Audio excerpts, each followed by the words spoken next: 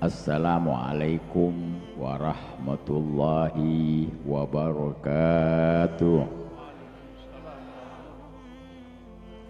Alhamdulillah alladzi arsala rasulahu bil huda wa dinil haq liyudhhira lihi walau karihal musyrikun. Ashhadu an la ilaha illallah wahdahu la syarikalah wa ashhadu anna sayyidana wa nabiyyana Muhammadan abduhu wa rasuluh. Allahumma salli wa sallim ala sayyidina Muhammad al-fatih lima ughliq wal khatimi lima sabaq nasiril haq bil haq wal hadi ila siratikal mustaqim wa alihi wa sahbihi haqqa qadri wa miqdarihil azim. Amma ba'd. Hadirin hadirat jamaah Majlis Ar-Ridwan Asuhan Al-Habib Ali bin Shalih Al-Attas dan putra beliau Al-Habib Abdullah bin Ali bin Shalih Al-Attas. Dalam perayaan maulidnya Nabi kita Muhammad sallallahu alaihi wasallam yang dihadiri para habaib dari mancanegara, betul, luar negeri, ya, luar pulau, ada Habib Taufik bin Abdul Qadir As-Segaf dan juga yang lainnya yang mungkin saya tidak sebut lagi satu-satu. Yang jelas tujuan kita hanyalah mengungkap gembira kita dan syukur kita kepada Allah atas kedatangan atau yang kita udah biasa sebut maulidnya Nabi. Maulid berarti kedatangan beliau di alam dunia ini. Nah, ini kita mengungkap, ya, dalam bentuk apa saja. Kita tidak bisa lagi mengukur, karena keberadaan Nabi dalam kehidupan kita itu adalah merupakan karunia, ya, perubahan yang tidak bisa diukur. Walaupun Nabi nggak minta dirayain, kitanya yang tahu diri. Karena kita lihat istri saja yang datang dalam kehidupan kita sehingga rumah tangga ada kebahagiaan, ada cinta timbul. Itu kalau datang hari lahirnya kita nggak rayain, bini ngambek nggak? Padahal oke lah, bini datangnya ya bisa nambah, bisa ditukar, ya, betul, iya. Kalau Nabi bisa ditukar nggak bakal bisa ditukar lagi. Tukar hancur loh, ya. Dia datang dalam kehidupan kita, berarti kita ungkap gembira tidak perlu dalil. Karena ada juga kesian tuh yang ilmunya nggak tahu di mana, masih minta dalil perayaan Maulid, betul? Ini gembira, bayangin. Istri saja kalau kita nggak rayain hari ulang tahunnya, dia tidak merasa nyaman. Dia meragukan cinta kita. Betul abang cinta sama saya, ya ilah. Itu alasannya, karena dia kenapa? Ya, hari lahir saya tidak terlihat, tidak mengungkap gembira. Maka dari itulah ini adalah panggilan cinta, ya. Nah, ini masalah cinta lagi. Itu dikatakan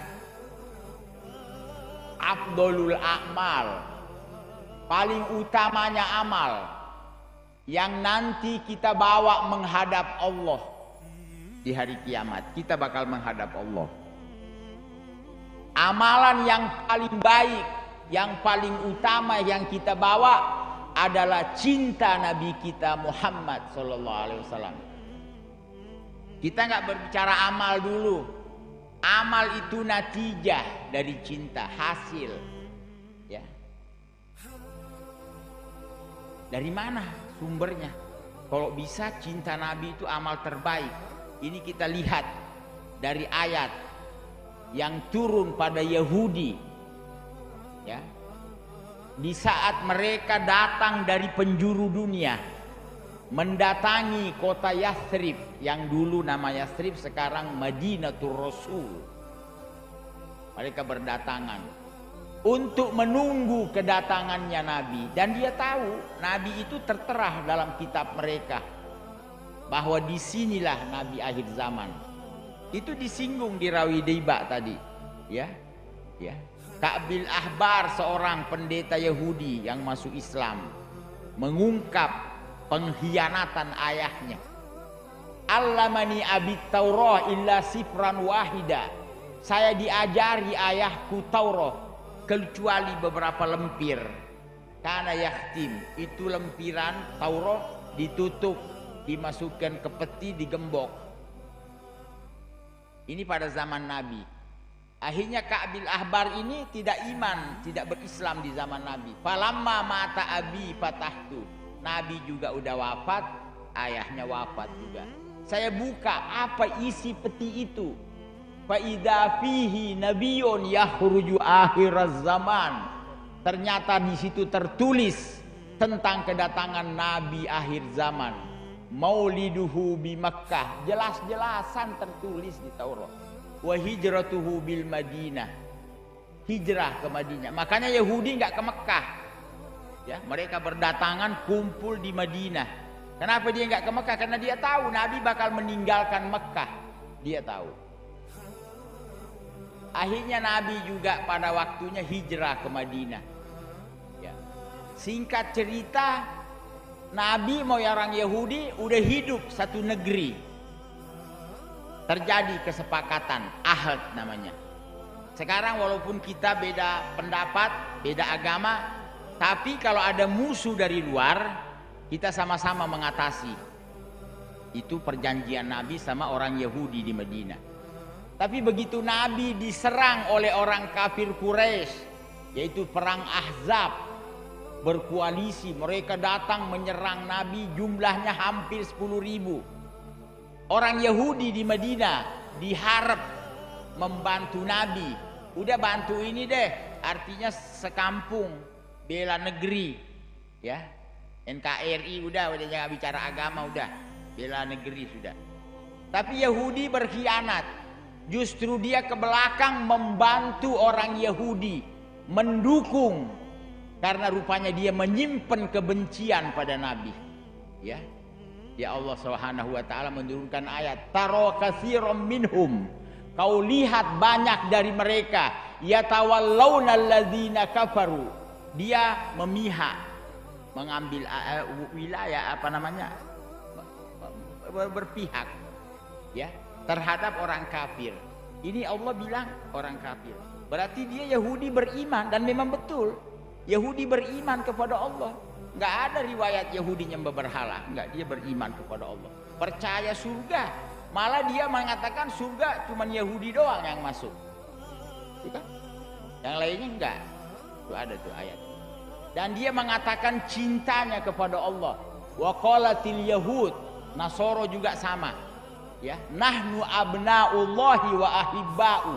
Kita ini anak-anaknya Allah. Bayangin, anak ini cintanya beda tuh. Itu orang cinta sama anak, ini jujur ya, karakter manusia nggak seneng disaingin orang, itu udah bawaan tuh.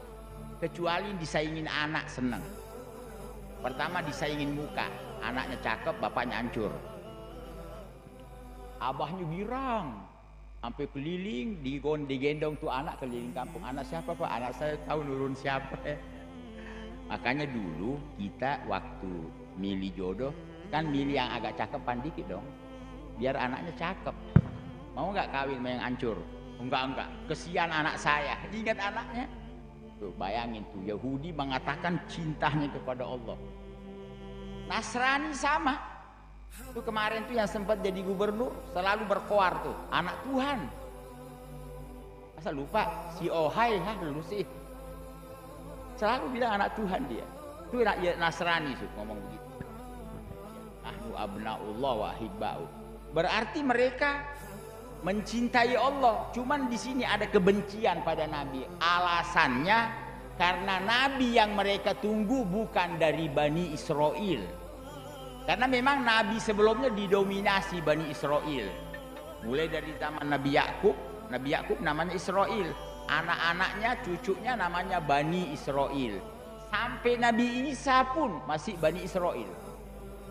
Nah ini Nabi terakhir. Dia tahu di sini nanti muncul. Makanya dia Yahudi kumpul, ngarep dia jadi nabi. Ternyata dari bangsa Arab. Di situ dia mundur. Nggak jadi. Karena memang dia selalu bermusuhan dengan bangsa Arab. Hati-hati tuh Islam Nusantara tuh. Ya. Nggak mau Islam Arab, terancam dia punya akidah udah. Bahaya. Sudah, kita kembali ke kisah. Walhasil Nabi udah janji Yahudi. Kalau ada musuh kita sama-sama. Tapi Yahudi hianat. Malah dia bantu orang kafir Quraisy menyerang Nabi. Nah Allah katakan taro katsiran minhum yatawallawna alladziina kafaru. Ya. Fabi sama qaddamat lahum anfusuhum. Alasannya memihak orang kafir karena menyembunyikan kebencian. Ini Allah katakan kebencian ini paling jeleknya amal yang dia bawa menghadap Allah di hari kiamat. Berarti kalau benci Nabi paling jeleknya amal, berarti cinta Nabi amal paling bagusnya amal. Nggak usah bicara ibadah deh, udah ibadah nanti ada waktunya. Dan ini ibadah hasil dari cinta. Nanti orang kalau udah cinta Nabi semangat. Kenapa nggak semangat? Yang nyuruh ibadah kan Nabi. Kita kalau suka sama orang yang nyuruh kita, semangat gak? Kalau ada janda muda nih yang kita incer, kalau dia nyuruh kita, semangat gak? Ayo jujur. Jadi semangatnya. Semangat dong. Kenapa? Karena kita cinta dia. Kita ngarep-ngarep disuruh. Begitulah alasannya kenapa kita awali ini agama. Cinta Nabi besar Muhammad. Supaya nanti kita disuruh ringan karena dia adalah musyarri'il a'dham, pencetus syariat. Apapun yang Nabi lakukan udah Allah menyetujui. Apa aja. Mau ini nanti Allah sediakan. Nah inilah sedikit saya hanya pembukaan. Di belakang saya masih banyak para habaib, para ulama yang akan melanjutkan, yang akan mengkisahkan, menceritakan tentang Nabi besar kita Muhammad, sehingga kita pulang di majelis ini membawa kecintaan pada beliau. Wassalamualaikum warahmatullahi wabarakatuh.